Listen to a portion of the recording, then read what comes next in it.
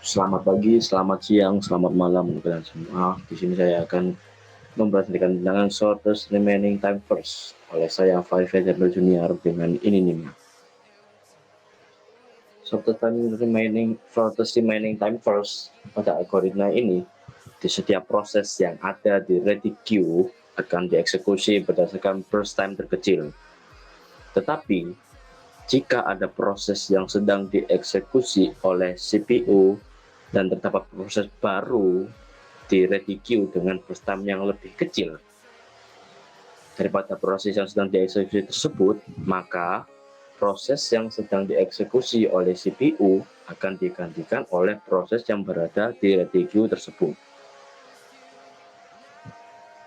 Ini adalah contoh dari algoritma SRTF. Kita memiliki P1, P2, P3, dan P4, P5. Di sini kita lihat arrival time-nya. Yang paling rendah adalah 0. Maka Q-nya yang dimasukkan adalah P4 dengan arrival time 0. Maka di sini dituliskan dengan 0, 1, P4.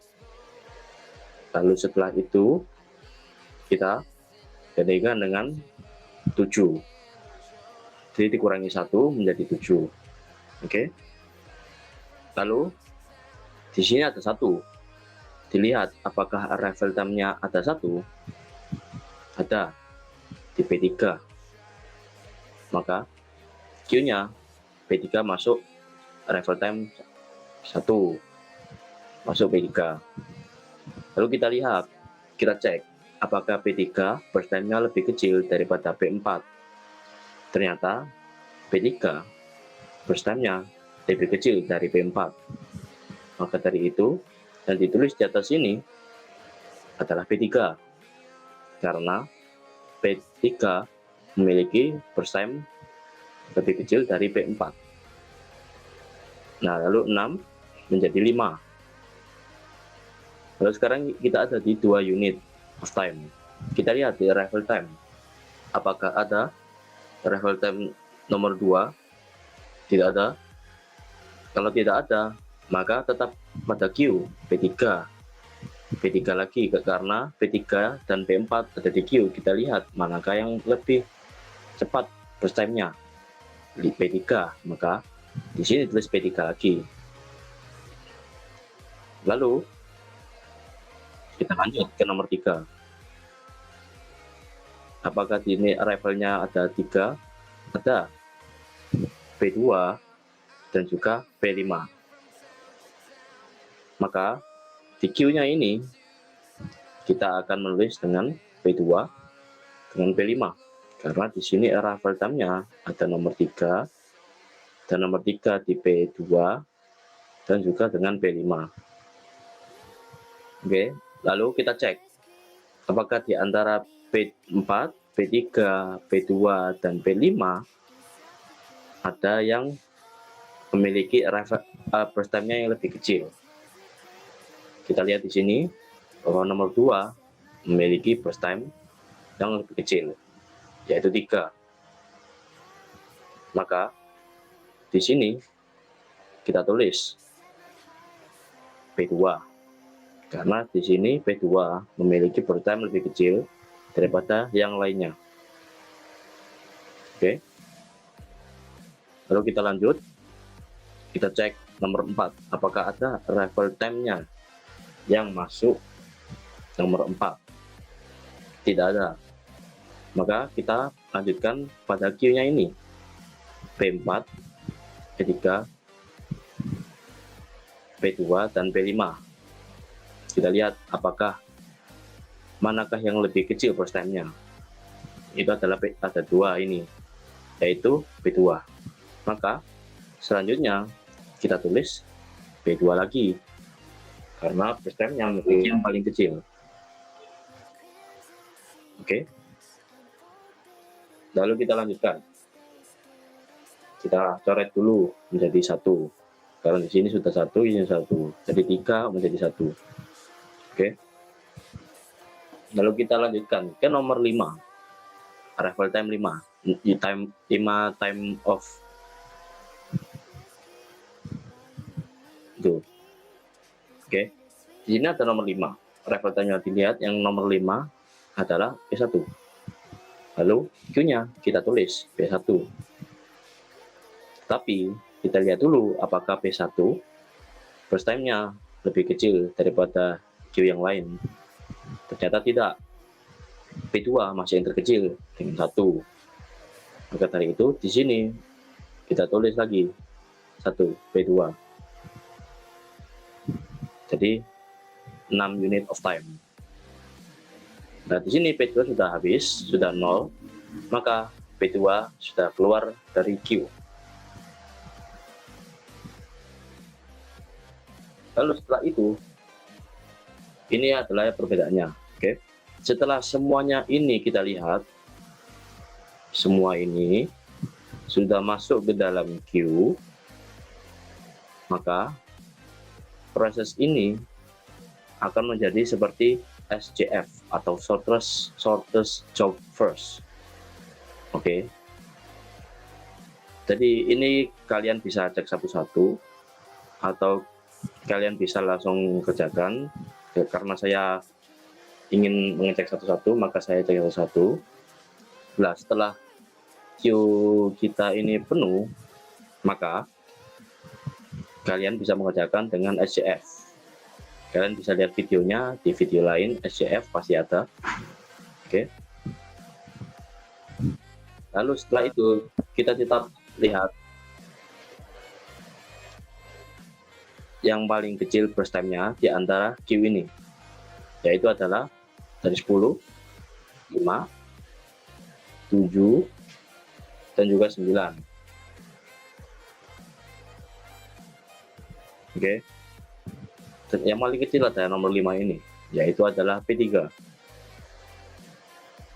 Maka kalian tidak perlu ngecek satu-satu lagi ini, karena di definisinya tadi adalah yang paling, jika ada proses baru yang datang, maka dan memiliki burst time yang lebih kecil daripada proses yang di Q, maka proses tersebut akan didahulukan.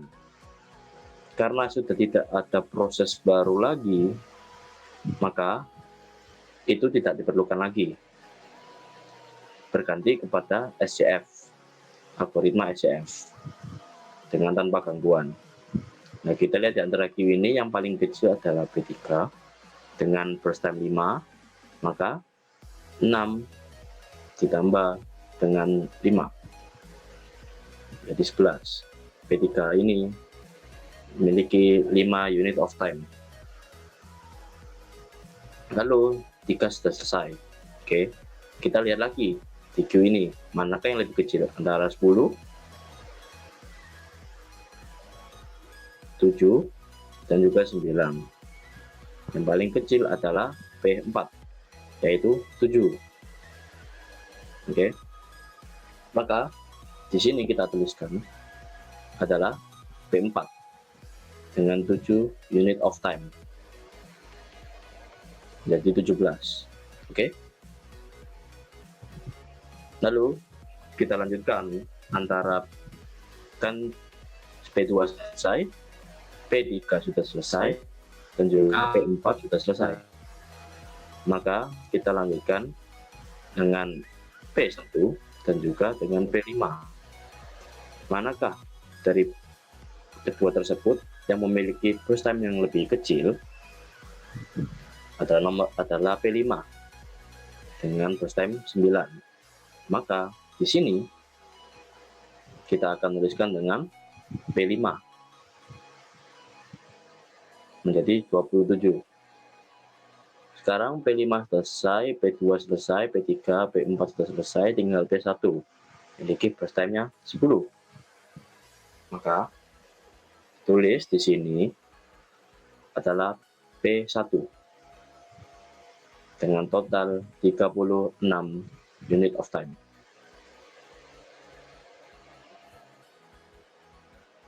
Sekarang sudah selesai semua. kita akan pindah queue-nya, lalu kita akan mencari completion time. Completion time itu waktu yang proses tersebut sudah selesai atau sudah dieliminasi. Sekarang kita lihat di sini P1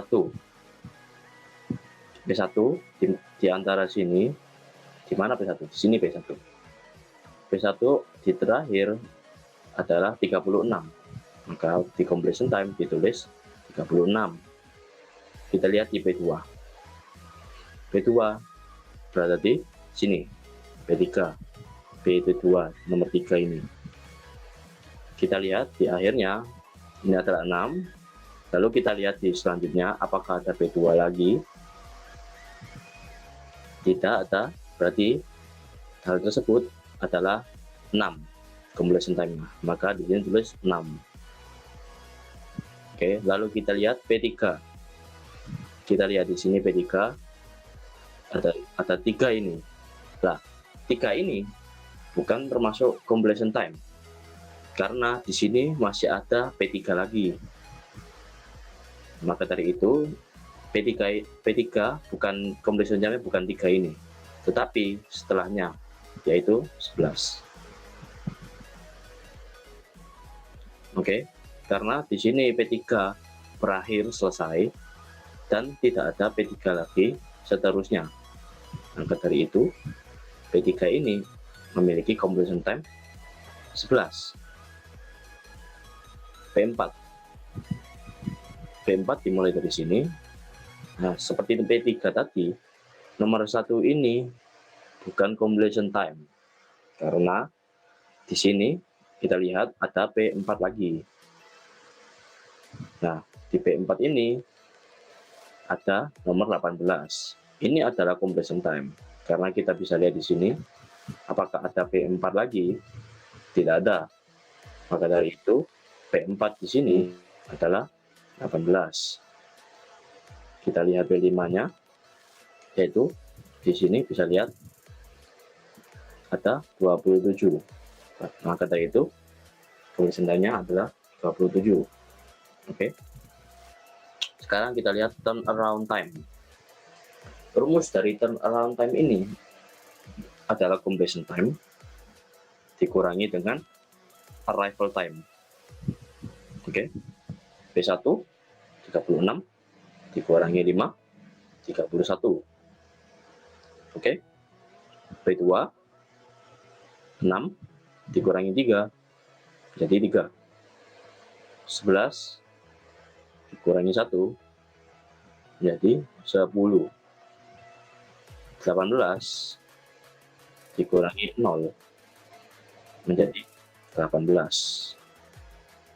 27 dikurangi 3 24. Oke. Sekarang setelah menemukan turnaround time, kita akan membahas dengan waiting time. Waiting time ini adalah turnaround time dikurangi dengan burst time. Oke, P1 memiliki turnaround time 31, lalu dengan burst time 10. Oke, menjadi 31 dikurangi 10 menjadi 21. P2 memiliki 3 dan burst time. Nah, ini burst time ini kita menguranginya dengan burst time asli, bukan 0 ini. Oke, berarti 3 dikurangi dengan burst time aslinya adalah 3, maka dari itu hasilnya adalah 0. Lalu turnaround time 10 dikurangi dengan burst time aslinya tadi, bukan 5 ini ya. Burst time aslinya adalah 6 menjadi 4. Oke. 18 dikurangi dengan 8 burst time asli menjadi 10. 24 dikurangi dengan 9 menjadi 15. Oke. Nah, terus setelah kita menemukan waiting time-nya, kita dengan respon time. Respon time ini di mana prosesnya itu pertama kali dijalankan, jarak pertama kali dijalankan dengan arrival time-nya dengan Q. Kita bisa lihat di sini P1, arrival time-nya adalah 5, tetapi kita lihat di sini nomor 5 bukan P1, tapi P1 ada di nomor 27. Maka 27 ini dikurangi dengan 5, maka hasilnya adalah 22. Jadi P1 ini harus menunggu gantian di Q selama 22 unit of time. Oke, kita lihat dengan P2. P2 ini kita lihat arrival time-nya ada 3. Di sini P2 langsung masuk di 3. Maka dari itu 3 dikurangi dengan 3, maka 0. Oke. P3 di sini memiliki arrival time 1. Ini P3 juga ada 1 di sini. Maka dari itu 1 dikurangi 1 hasilnya adalah 0. Karena mereka ini tidak menunggu seperti P1 tadi. P1 tadi kan arrival time-nya 5. Harusnya ada di sini, tetapi karena dia memiliki burst time yang lebih besar, maka dia tidak dapat prioritas. Maka dari itu dia harus menunggu, akhirnya dia baru mulai dijalankan, merespon dijalankan, yaitu di 27 unit of time. Oke. Kita lihat juga P4 ini sama seperti P2 dengan P3, arrival time-nya 0. Si 0 dia berjalankan pertama kali, maka hasilnya adalah 0. Lalu P5 ini arrival-nya adalah 3. Tetapi kita lihat di sini P5 tidak pada di 3, yaitu di 18. Maka 18 ini kita kurangkan dengan 3, ya hasilnya adalah 15. Berarti P5 ini harus menunggu sebanyak 15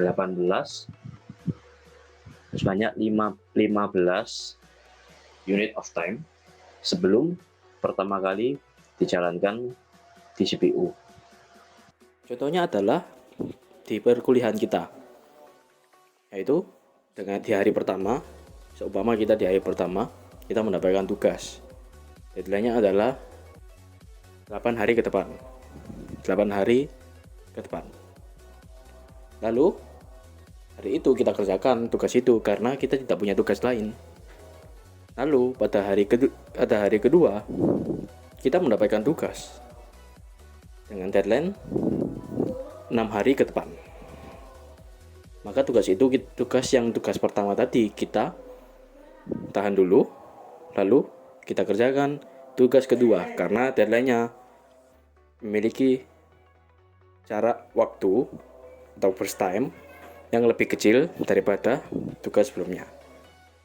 Lalu di hari ketiga kita tidak mendapatkan tugas, maka kita akan mengerjakan tugas yang sebelumnya, yaitu tugas kedua dengan burst time atau jarak waktu deadline yang lebih kecil.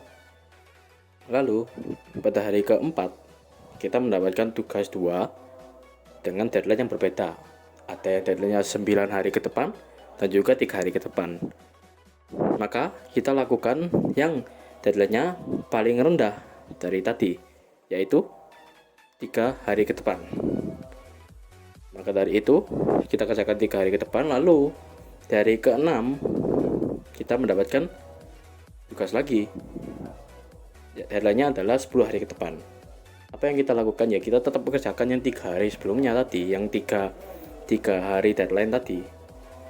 Oleh karena itu kita lakukan, kerjakan sampai selesai seperti contoh ini.